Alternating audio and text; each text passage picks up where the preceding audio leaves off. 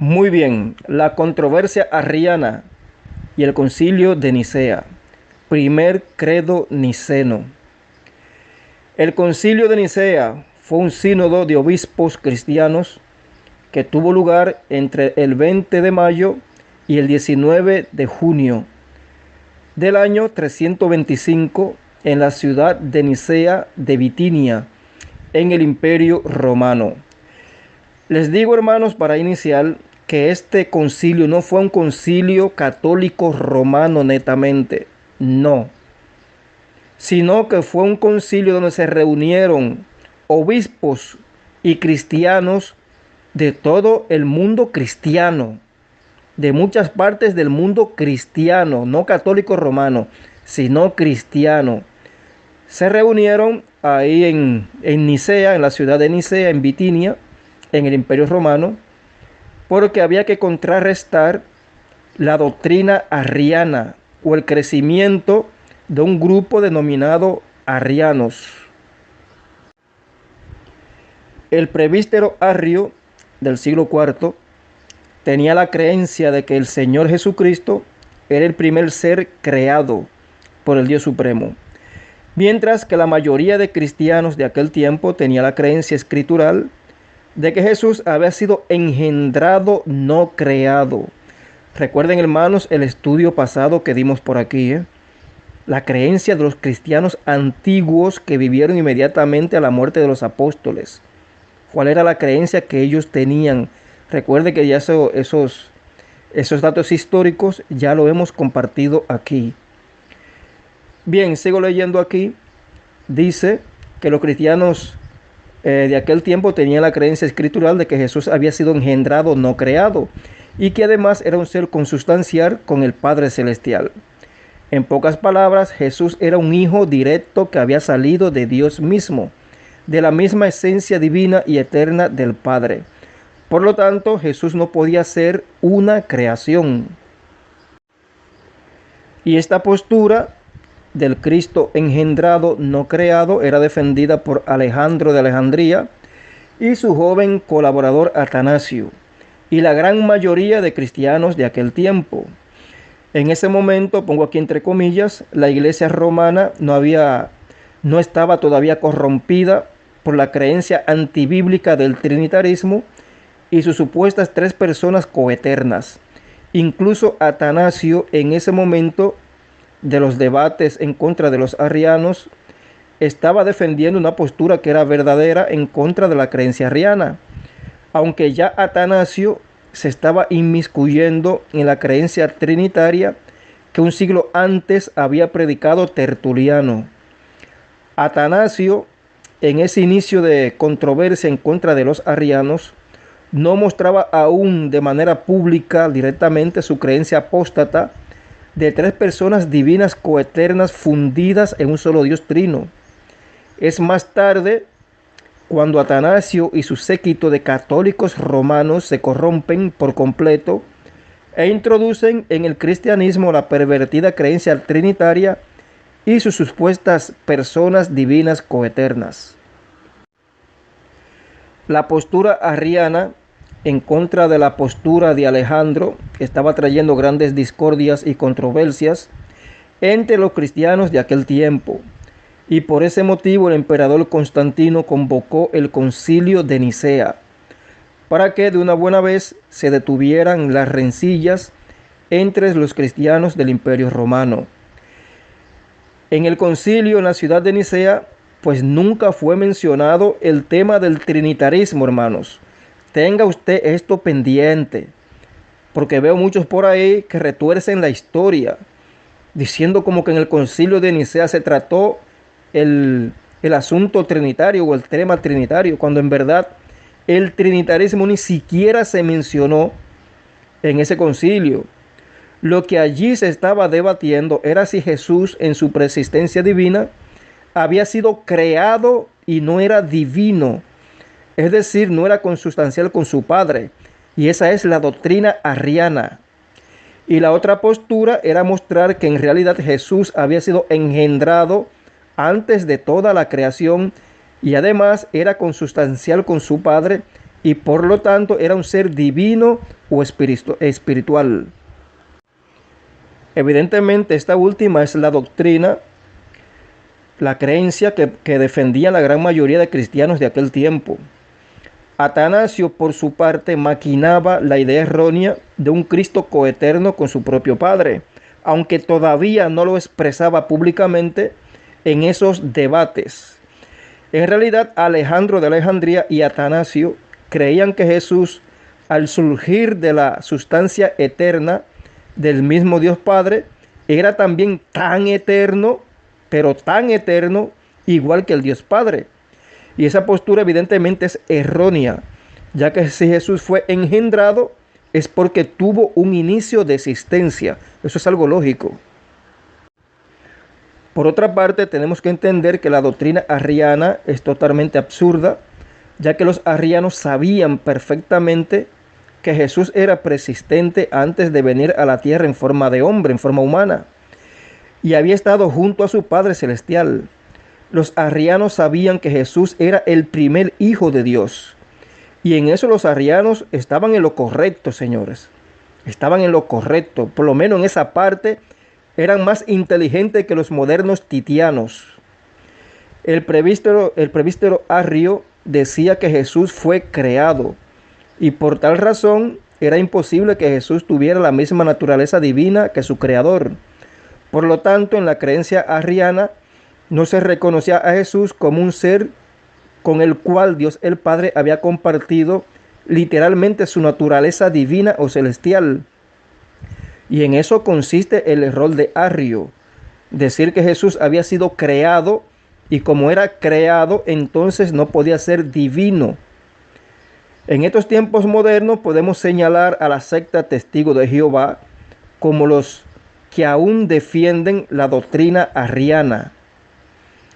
En cambio, repito, la gran mayoría de cristianos de aquel tiempo tenían la creencia escritural de que Jesús había sido engendrado de Dios mismo, es decir, había salido o nacido directamente del Dios Supremo, y por tal razón Jesús era consustancial con su Padre, es decir, ambos tenían la misma naturaleza divina. En el concilio de Nicea participaron unos 300 obispos y también Arrio y su grupo de arrianos. Repito, hermanos, este concilio no era netamente católico romano.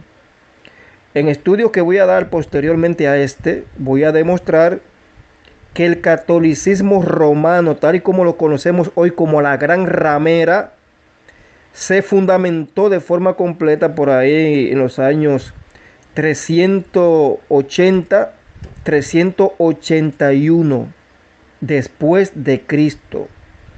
Lo que hizo Constantino fue poner la base, uniendo la iglesia con el Estado romano. De ahí comenzó la infiltración del paganismo al cristianismo.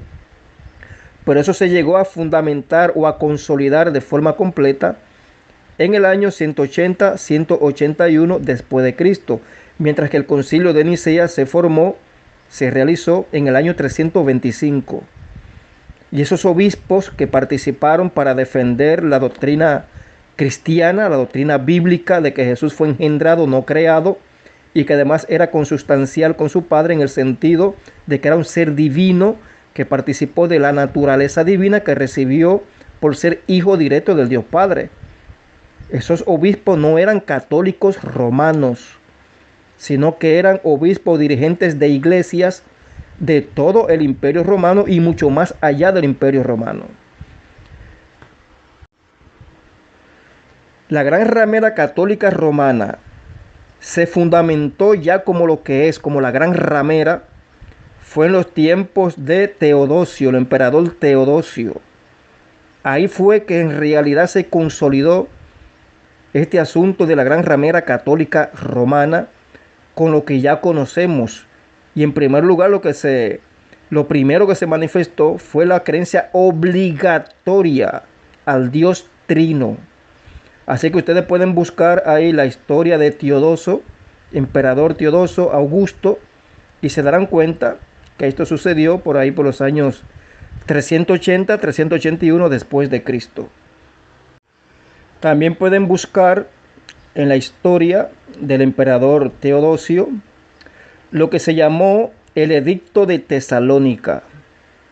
Y es en ese Edicto de Tesalónica, hermanos, donde ese emperador se autotituló a sí mismo como netamente católico romano y ordenó, óigase bien, en ese Edicto de Tesalónica se ordenó que todos aquellos que se opusieran a la Iglesia Católica Romana y a la creencia del Dios Trino debía ser perseguido y expulsado de las iglesias, y que cualquier congregación cristiana, entre comillas, que no tuviera la creencia trinitaria y los mandatos de los obispos de Roma, oígase bien, hermanos, como Dámaso, por ejemplo, que era obispo de Roma en ese tiempo de Teodosio, el que no se sujetara a esos edictos de esos papas de Roma, pues esa iglesia no iba a ser reconocida por el Imperio Romano.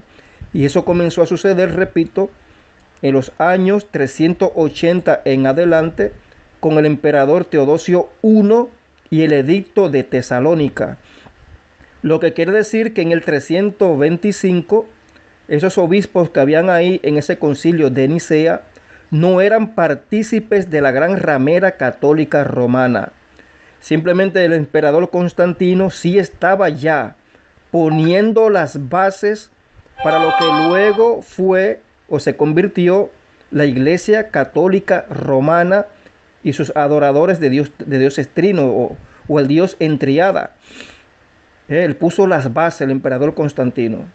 Pero repito, ahí en el concilio de Nicea, esos obispos que participaron no eran partícipes de la gran ramera católica romana.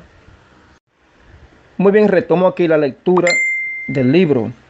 En el concilio de Nicea participaron unos 300 obispos, también participó Arrio y su grupo de arrianos. Después de 2 meses de enconados debates teológicos, todos los participantes del concilio de Nicea, junto al emperador también, inclinaron la balanza a favor de la creencia de que Jesús, antes de venir a la tierra en forma humana, había sido un ser divino consustancial con su Padre, engendrado, no creado.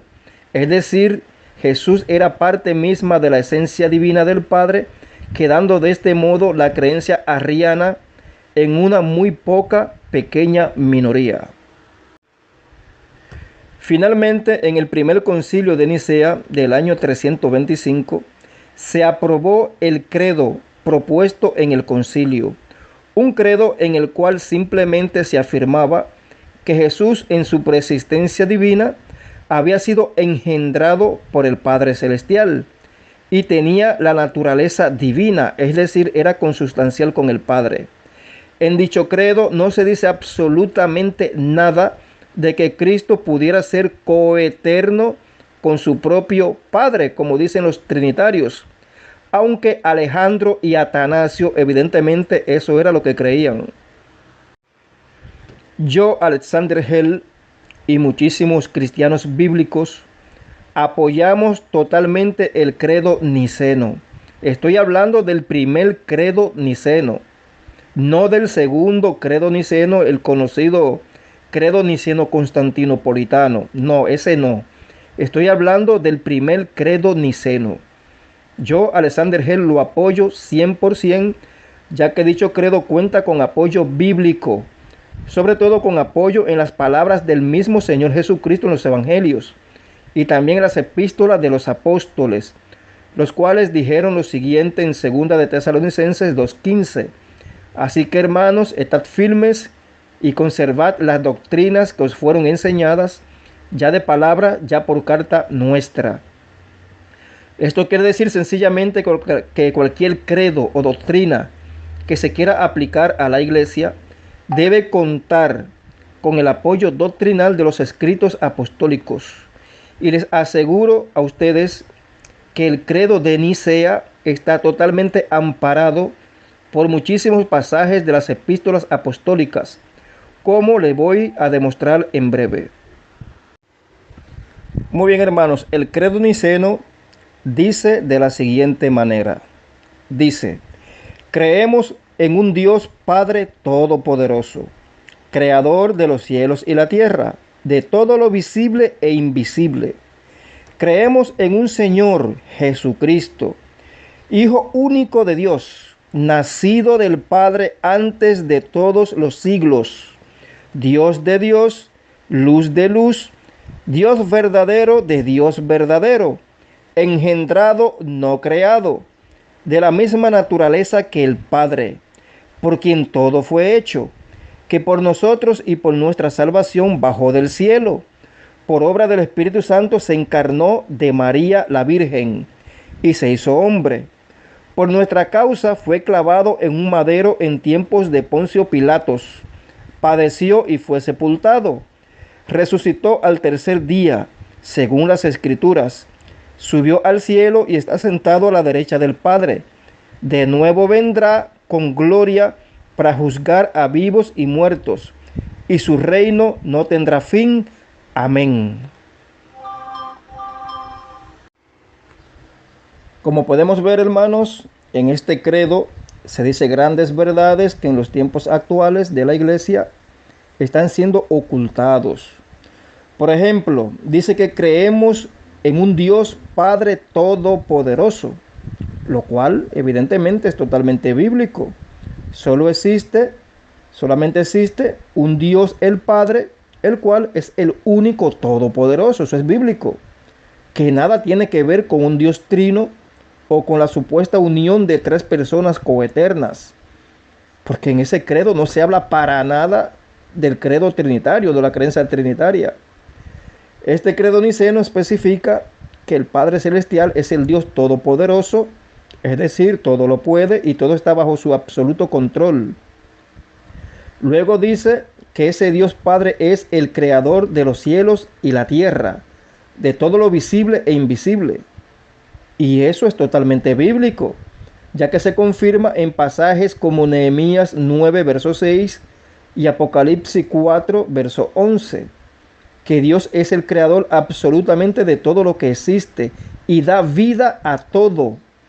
Y esto está totalmente en contra de las pervertidas doctrinas titianas, ya que los titianos creen que Dios no es el creador de todas las cosas, ya que el fundador de esa mentirosa secta, un español llamado Tito Martínez, les enseña a sus seguidores que el templo celestial, el trono de Dios en el cielo, el tercer cielo y todo lo que allí existe, no fue creado por Dios, sino que todo eso existe por su propia voluntad. O sea, todo eso es autoexistente para los titianos. Sin embargo, esos pasajes de la Biblia, como Apocalipsis 4:11 o Nehemías 9:6, especifican que Dios es el creador de todo lo que existe en los cielos y en la tierra, de todo, y da vida a todo. Exactamente también lo que dice aquí el credo niceno. Este hermoso credo niceno continúa diciendo lo siguiente: creemos en un Señor Jesucristo, Hijo único de Dios, nacido del Padre antes de todos los siglos. Hermanos, esto también es totalmente bíblico. Cristo es Hijo único del Padre, nacido directamente de Dios antes del tiempo. El Verbo Jesucristo evidentemente habitaba junto a su Padre antes de venir a la tierra transformado en hombre.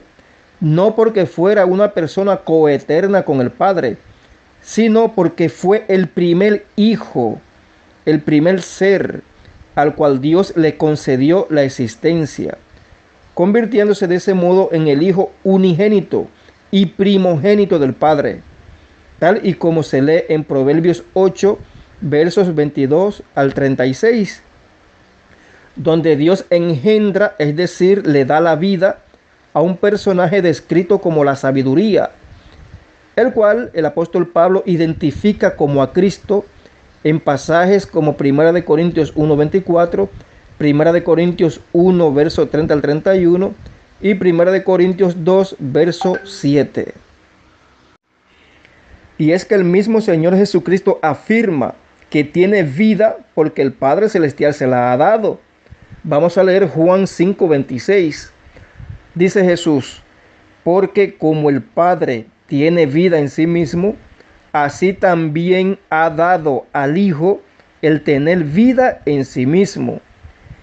Y ahí en Juan 6, 57, Jesús dice: como me envió el Padre viviente, y yo vivo por el Padre. Entonces tenemos que evidentemente Dios el Padre hubo un momento de la eternidad donde le dio a Jesús el tener vida, porque lo está diciendo Jesús mismo de forma literal. Y nosotros tenemos el deber de creer en lo que dijo Jesucristo. Y si el Padre le dio la vida a su Hijo, tal y como lo dice Jesús, evidentemente hubo un momento en la eternidad en que Jesús no existía. Ese ángel de Yahvé no existía, sino que vino a existir porque hubo un momento en que el Padre Celestial, a través de su Espíritu, lo engendró de sí mismo, le dio la vida, siendo de este modo Jesús, antes de la creación de todas las cosas, el primer Hijo de Dios, Hijo unigénito y primogénito.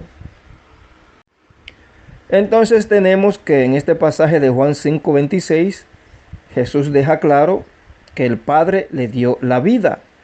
Sin embargo, el cabecilla de la secta titiana, el conocido Tito Martínez, el pornográfico, dice que ese pasaje se refería a la vida que Jesús ha recibido como humano.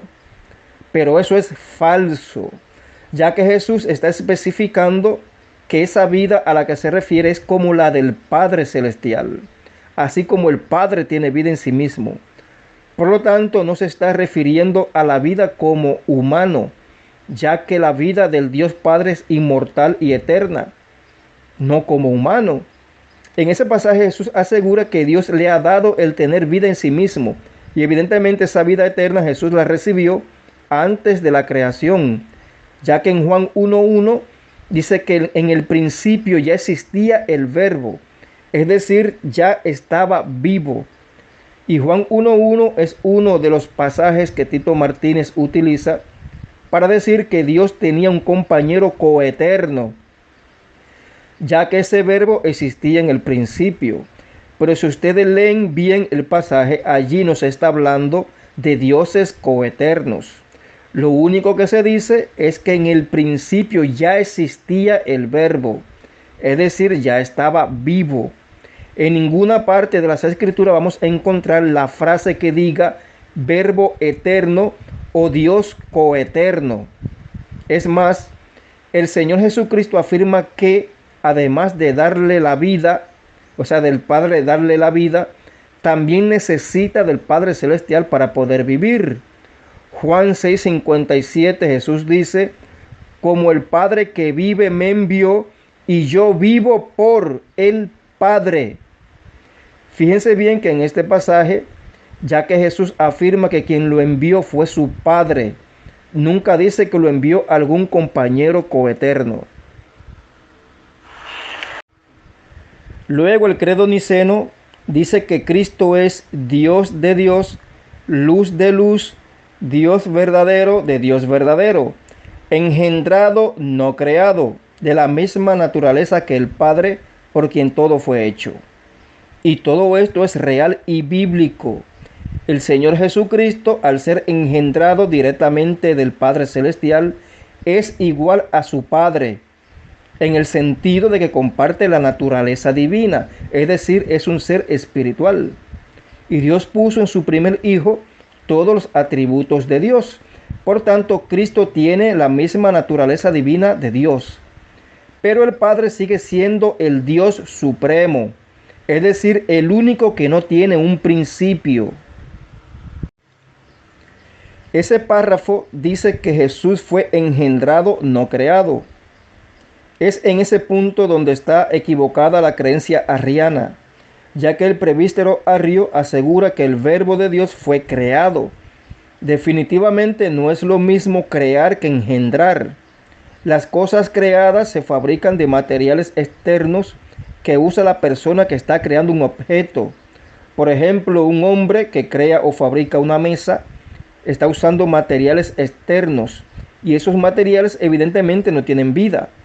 Pero en el caso de engendrar, el asunto es muy diferente, ya que la persona que está engendrando un hijo, lo que está haciendo es darle la vida a una persona que le sale de adentro.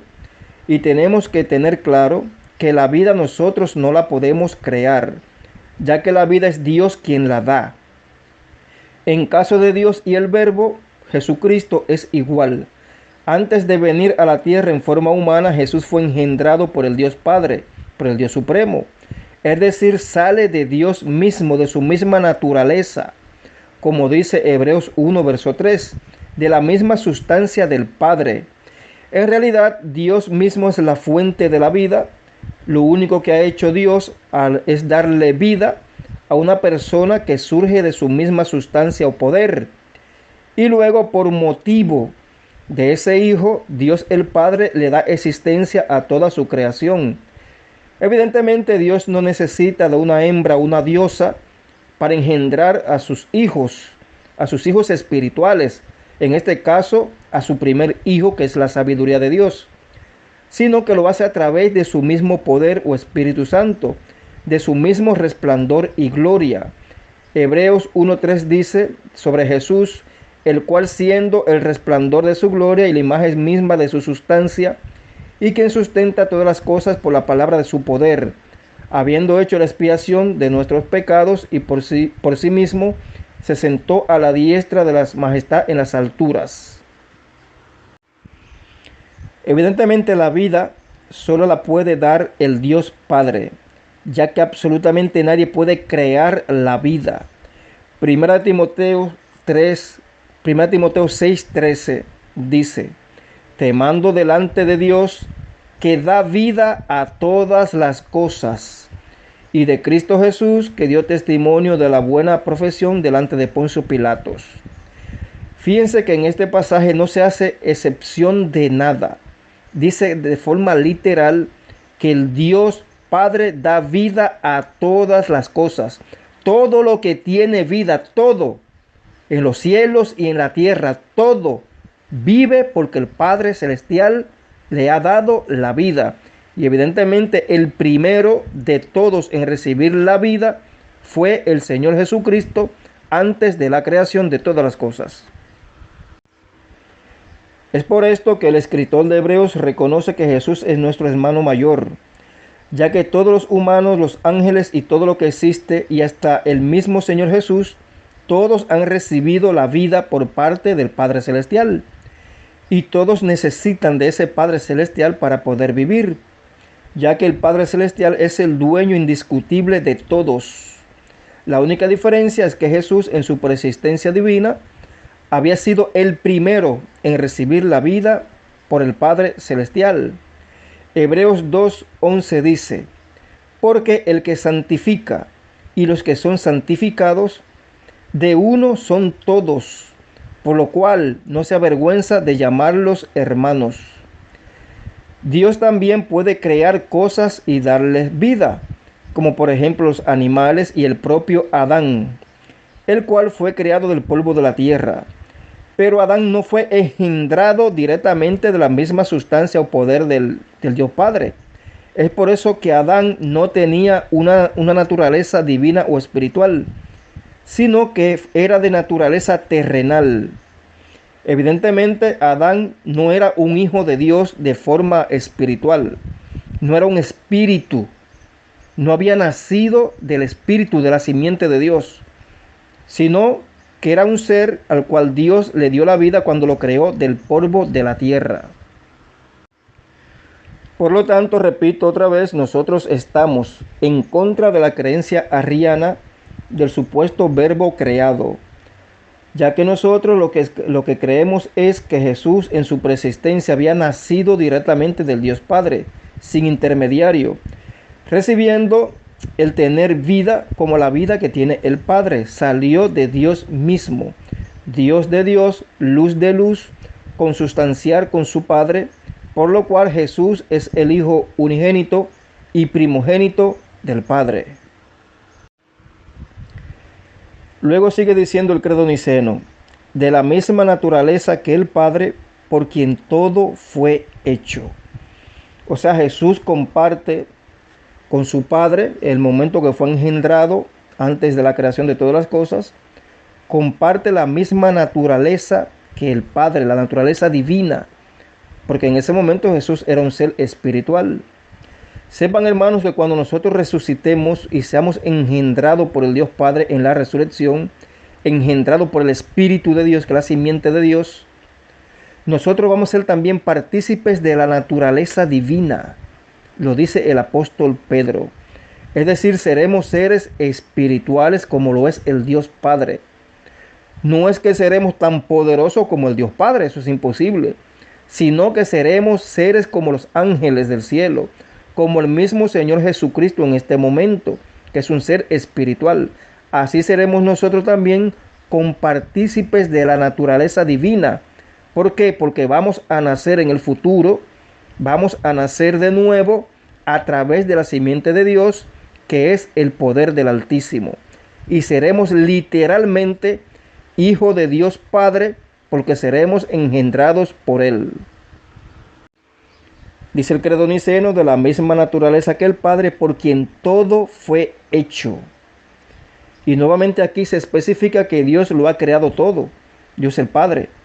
Y eso es una verdad bíblica irrefutable que destroza las creencias heréticas de Tito Martínez y su secta de titianos, ya que esos titianos, repito, afirman que el templo de Dios en el cielo, el trono de Dios en el cielo y todo lo que hay en el tercer cielo o el paraíso del tercer cielo, todo eso es autoexistente. Dios no creó nada de eso, aseguran los pervertidos pornográficos titianos. El credo niceno también hace mención del Espíritu Santo, pero nunca dice que es la tercera persona de un Dios trino o que es un Dios o un Señor, sino que simplemente dice que Cristo, por obra del Espíritu Santo, se encarnó de María la Virgen y se hizo hombre o ser humano. Y efectivamente, Dios el Padre metió a Cristo en el vientre de María utilizando su poder o Espíritu Santo. Eso es bíblico. Pero ahí no se hace mención del Espíritu Santo como si fuera Dios, como si fuera un Señor o como si fuera parte de un Dios trino. Porque el Dios trino ni siquiera fue mencionado en el concilio de Nicea. Finalmente, este hermoso credo niceno dice, por nuestra causa fue clavado en un madero en tiempos de Poncio Pilatos, padeció y fue sepultado, resucitó al tercer día según las Escrituras, subió al cielo y está sentado a la derecha del Padre. De nuevo vendrá con gloria para juzgar a vivos y muertos, y su reino no tendrá fin. Amén. Entonces, como ustedes pueden ver, todo lo que dice este precioso credo es totalmente bíblico. Y esa era la creencia de la gran mayoría de cristianos del siglo IV y de los siglos anteriores, a excepción de una minoría que tenía la creencia arriana. Entonces, hermanos, fíjense bien que en dicho concilio de Nicea jamás se mencionó la idea de seres coeternos, de dioses coeternos o de algún dios trino. No se mencionó nada de eso, porque los cristianos del primer siglo, del segundo siglo, del tercer siglo y del siglo IV no creían en personas divinas coeternas, ni tampoco creían en el Dios trino, a excepción de algunos como Tertuliano, que copió su doctrina trinitaria de un filósofo griego antiguo antes de Cristo, de Platón.